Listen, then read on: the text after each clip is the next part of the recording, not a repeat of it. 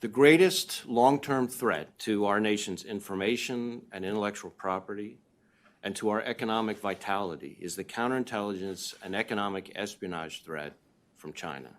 It's a threat to our economic security and, by extension, to our national security. This threat is so significant that the Attorney General and the Secretary of State will also be addressing a lot of these issues in the next few weeks.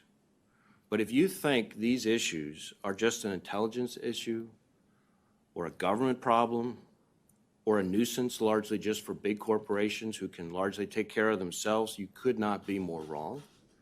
It's the people of the United States who are the victims of what amounts to Chinese theft on a scale so massive that it represents one of the largest transfers of wealth in human history. We've now reached the point where the FBI is opening a new China-related counterintelligence case about every 10 hours. Of the nearly 5,000 active FBI counterintelligence cases currently underway across the country, almost half are all related to China.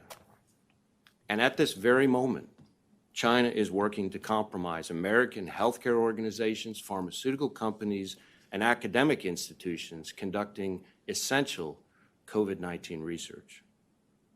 But before I go on, let me be clear. This is not about the Chinese people, and it's certainly not about Chinese Americans. Every year, the United States welcomes more than 100,000 Chinese students and researchers into this country. For generations, people have journeyed from China to the United States to secure the blessings of liberty for themselves and their families.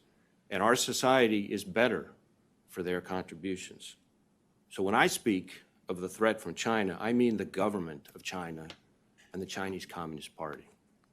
To achieve its goals and surpass America, China recognizes it needs to make leaps in cutting-edge technologies. But the sad fact is that instead of engaging in the hard slog of innovation, China often steals American intellectual property and then uses it to compete against the very American companies it victimized, in effect, cheating twice over.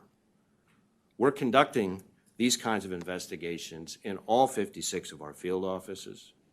And over the past decade, we've seen economic espionage cases with a link to China increase by approximately 1,300%. Confronting this threat effectively does not mean we shouldn't do business with the Chinese.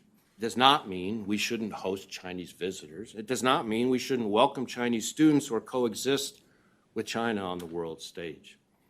But it does mean that when China violates our criminal laws and international norms, we are not going to tolerate it, much less enable it.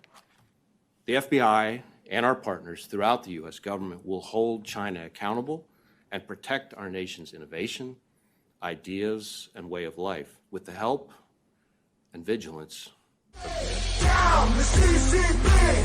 the